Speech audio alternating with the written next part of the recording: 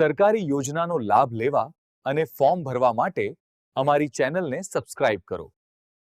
મિત્રો, આજે આપણે વાત કરવાના છીએ માનવ કલ્યાણ યોજના વિશે. જેમાં તમે નવો ધંધો શરૂ કરવા માંગતા હોય તો સરકાર દ્વારા તમને 1 લાખ રૂપિયાની સહાય છે એ મળવાપાત્ર રહેશે. જેમાં મિત્રો સીવણ કામ છે, ઇલેક્ટ્રિકની દુકાન ચાલુ કરવી હોય અથવા તો મોબાઈલ રિપેરિંગની દુકાન ચાલુ કરવી હોય, બહેનો માટે બ્યુટી પાર્લર શરૂ કરવું હોય અથવા તો કોઈ મંડપ સર્વિસનો તમારે ધંધો કરવો હોય, તો આ તમામ વ્યવસાયો માટે તમે આ યોજનાનો લાભ છે એ મેળવી શકો છો. તો વધુ વિગત જોઈએ. યોજનાનો હેતુ શું છે?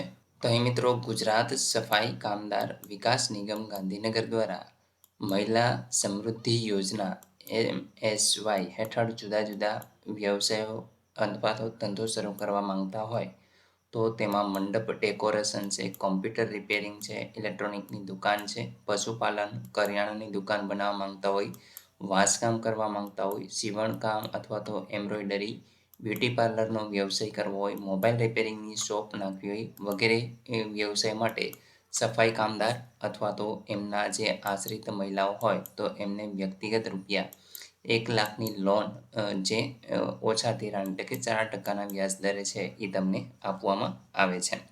તો મિત્રો અહીંયા તમને 1 લાખ રૂપિયાની સહાય છે એ સરકાર દ્વારા કરવામાં આવે છે, જે નજીવા વ્યાજ દરે તમને છે એ ચૂકવવામાં આવે છે અને તમારે વ્યવસાય છે એ શરૂ કરી શકો છો આ રૂપિયાથી ને.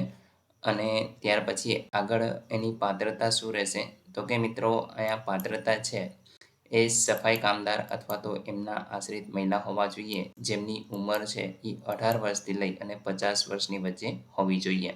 હવે મિત્રો વાત કરીશું કે તમારે ડોક્યુમેન્ટ છે ક્યાં ક્યાં આપવાના છે. તો કે એક તો અરજદારનું આધાર કાર્ડ જોશે, અરજદારનું રેશન કાર્ડ જોશે, એમનું ચૂંટણી કાર્ડ છે એ આપવાનું છે અને અરજદારની કુલ વાર્ષિક આવકનો દાખલો છે એ તમારે રજૂ કરવાનો રહેશે.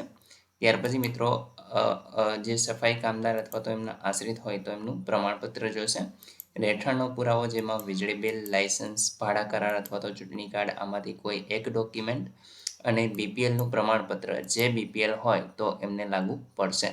બેંક પાસબુકની પ્રથમ પાનાની નકલ અને એક કેન્સલ ચેક જે ખાતું છે એ અરજદારના નામનું જ હોવું જરૂરી છે. જો કોઈ વિધવા મહિલા હોય તો એમના પતિના મરણનો દાખલો છે એ અહીંયા રજૂ કરવાનો રહેશે. અગાઉ આ યોજના માટે લાભ લીધેલો નથી તે અંગેનું એક બાહેંધરી પત્રક પણ તમારે આપવાનું રહેશે.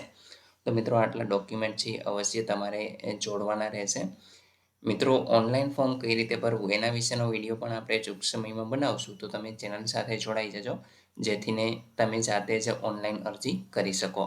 આશા રાખું છું કે આ યોજના વિશે તમને સંપૂર્ણ માહિતી મળી ગઈ છે. તેમ છતાં પણ કોઈ પ્રશ્ન હોય તો કોમેન્ટ દ્વારા પૂછી શકો છો.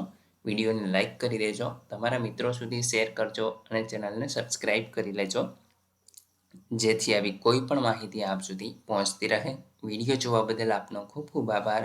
મળીએ એક નવા વિડીયો સાથે. ત્યાં સુધી જય હિન્દ.